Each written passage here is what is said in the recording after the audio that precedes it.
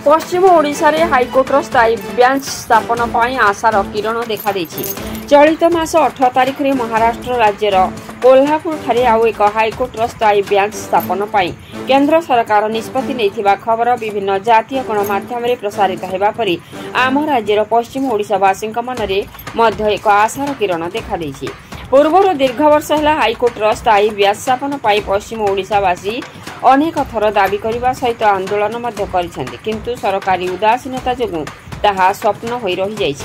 विगत दिन मानक पश्चिम ओडिशार विभिन्न जिल्ला रे मध्य पृथक पृथक भावे हाईकोर्ट स्थापन पर दाबी रखी आसुवा बेले वर्तमान कोल्हापुर रे हेबाकु थिबा हाईकोर्ट स्थापन खबर पश्चिम ओडिशावासी आशा को द्विगुणित करिछि। सेथिपाई पश्चिम ओडिशावासी निज निज भितर टणाउटारा न होई समस्त राजनैतिक दल सहित सामाजिक संगठन एकत्रित होई भौगोलिक स्थिति दृष्टि पश्चिम ओडिशार केन्द्रस्थली चिन्हट कर सेठारे हाईकोर्ट स्थापन पर सरकार पाखरे दाबी रखा बुद्धिजीवी महल चर्चा होउछि। वर्तमान ओडिशार डबल इंजिन सरकार अछि। पश्चिम ओडिशा रे हाईकोर्ट स्थापन पर कौन पदक्षेप नहीं ताहा देखा बाकी रहिला। कलाहांडी जिला नल्लारू जगतराम साहू सह दीपक ठाकुर का रिपोर्ट मसीहा न्यूज।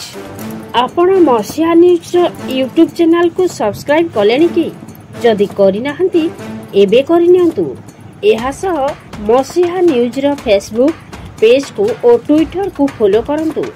ता सह मसीहा न्यूज रो ऐप आसी गलानी निज मोबाइल रो प्ले स्टोर रो डाउनलोड करनियंतु। जय जगन्नाथ। बर्तमान मदनपुर रामपुर बार वाइस प्रेसिडेंट अच्छे आ पश्चिम ओडिशा रे एक स्थायी बेंच हेबार लगी आम 20-30 वर्ष है गोटे आंदोलन पश्चिम ओडिशा गोटे क्रियानुष्ठान कमिटी होता बहुत थर आंदोलन होती बहुत कथा भी होती जेहेतु पश्चिम ओडिशा पूर्व ओडिशा गोटे डिस्क्रिमिनेशन रहा तार दूरता कमु एवं ये अंचल आदिवासी हरिजन पछुआ वर्ग लोक न्याय पाउन बोलिकी ये दाबीटा होता आर भी जेहेतु कोल्हापुर गोटे है तेणु भारत सरकार निश्चित भाव में जसवंत सिंह कमिशन रिपोर्ट के आधार करी पश्चिम ओडिशार जेकोसी जगार करागले बहुत भल है। आदि मोर हिसाब से तो कलाहांडी जेहेतु प्राय मिडिल प्लेस होचे तेणु कलाहांडी रे जदि हो पारबा हाईकोर्ट बेंच मु बहुत खुशी हेबी। निश्चित भाव में से कोल्हापुर स्थायी बेंच प्रतिष्ठा के लेकर आमर भितर आशा संचार होइछे जेन आपन कहउछन निश्चित भाव आमर आशाटा और उज्जीवित होइछे जेनटा कि किछि दिन लगे इटा हो जाता मलिन पड़ जाता यहाँ के देखिक आम आउ टे आशा उज्जीवित करछुं और जहाँ आशा करा जाउछे भारत सरकार आमर पश्चिम ओडिशार ये के भी टिके नजर देबे बोलिक आमर आशा और विश्वास सुविधा हो पारबा। एटा होचे समस्त दीर्घ दिन गोटे डिमांड टे तेणुक कलाहांडी जेहेतु मध्यस्थल रे अच्छे तेणु कलाहांडी रे हेले ठीक हेबा बोली मोर माने आशा करछी। 1992-93 मोर वकिलाती आरंभ कर मोर बहुत आगु दीर्घ 50 वर्ष है ये पश्चिम ओडिशावासी ताने गोटे आंदोलन कर पश्चिम ओडिशा रे कौन एक मध्यस्थल ताने गोटे हाईकोर्ट स्थायी बेंच प्रतिष्ठा हो से बाबद विभिन्न समय विभिन्न सरकार आसी कमिशन बसले जसवंत सिन्हा कमिशन कहले पश्चिम ओडिशार मध्यस्थल ताने स्थायी बेंच हो पार से जगह हूँ सुटेबल फॉर ताने पश्चिम ओडिशा लगी कलाहांडी जेनटा कि भवानीपाटनाटा है बोलिकिना ता द्वारा एवं जिते दीर्घ 40 वर्षर जो मांग थिला सेटा जदि ताने कोल्हापुर हो पारा और 50 वर्ष मांग के अनदेखा कर भावुँ से आमके किसी न्याय नहीं मिलूँ आम न्याय मिलवा कथा और यहाँ पश्चिम है सब प्रकार ताने आम फिजिबिलिटी अच्छे फिजिबिलिटी के देखिक आम कलाहांडी निहाती हवा कथा से देख महाराष्ट्रटा लगी सरकार जिते बड़े एफिलेसन देले अर्थात ताके जिते बड़े तामने स्वीकृति देले जे सेठी कोल्हापुर रे गुटे हाईकोर्ट बेंच स्थापित हेबार दरकार तेबे आमर ओडिशा लोकंकर भी डिमांड बहुत दिन रु रही आइछे आमे बहुत दिन रु तामने आशा करि आइछु जे ओडिशा रे भी गुटे तामने हाईकोर्ट बेंच स्थापित हेबार जरूरी अच्छे तार कारण होचे आमर लोक संख्या बढ़ी गले सरकारंकर पाखरे गुटे एका कोर्ट हाईकोर्ट अच्छे से गुटे कोर्ट रे लक्ष लक्ष तामने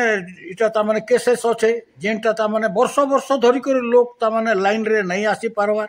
विचार नहीं हो पारबार एणु लेट विचारटा सब बेले कष्टदायक सब बेले तामने भूल विचार होचे बोल करी साधारण रे विवेचना होचे एबे केते गुडी तामाने फैसला सुना गला जेंटा तामाने निश्चित भावे लोक जानिछन जे इटा समान दोषी किंतु कोर्ट तांको बरी कर देला कांति लगी due to late decision due to तामाने हाईकोर्ट बेंच रो तामाने स्थापना नहीं है पारी आ समय ऊपर सेटा विचार नहीं है पारी जेंति लगी कि समान बरी हे गले दोषी को दंड मिलवा जरूरी जदि नहीं मिलवा तामाने राज्य केते बेले हेबा देश केते बेले तामाने सृष्टिबा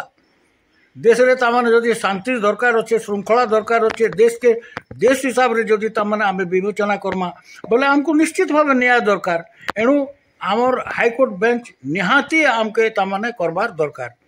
तेबे आमर भितरे एठी किए बोलछो संबलपुर रे हो किए बोलछो बरगढ़ रे हो किए बोलछो बलांगीर रे हो किए बोलछो कलाहांडी रे हो नाई भौगोलिक कारण दृष्टि भौगोलिक स्थिति दृष्टि आमर ओडिसा रे जेने तामाने हाईकोर्ट बेंच हेबार दरकार ठीक से ठीक करबा कथा संबलपुर वाले भी थोड़े आए बलांगीर वाले भी थोड़े आए कोरापुट वाले भी आए कलाहांडी वाले भी जीवे एतरे काଣା अच्छे किंतु भौगोलिक स्थिति अनुसार तामाने जदि तैयारी हेबा हाईकोर्ट बेंच ताहले समस्त लोक उपकृत हेबे बोलकर मैं आशा करूँ आउ एटा हेबार दरकार सबू जाक बुद्धिजीवी कम से कम इतार उपरे विवेचना करबे और समस्ते तामाने इतार उपरे आलोचना करी करी जदि एटा को स्टिकअप करबे ताहले साधारण लोक निश्चित उपकृत हेबे और एटा हेवा कथा निश्चित भाव में आपण शुणुले कलाहांडी जिला एमरामपुर वकिल संघर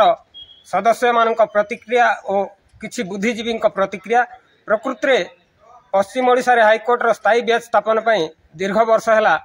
दाबी हो आसुले सरकारी उदासीनता जोगु ताहा स्वप्न हो रही जाइछि। वर्तमान कोल्हापुर रे हेबाकु थिबा हाईकोर्ट रो खबर पश्चिम ओडिशावासी आशार किरण सदृश होइथिबा बेले निज निज भितर टणा उटणा न होई भौगोलिक दृष्टिकोण जो पश्चिम ओडिशार केन्द्र स्थल हम सही ठारे हाईकोर्ट स्थायी बेंच स्थापन पर दलगत निर्विशेष समस्ते एकत्रित होई सरकार पाखरे दाबी उपस्थापन करने बुद्धिजीवी माने मत रखिछंती।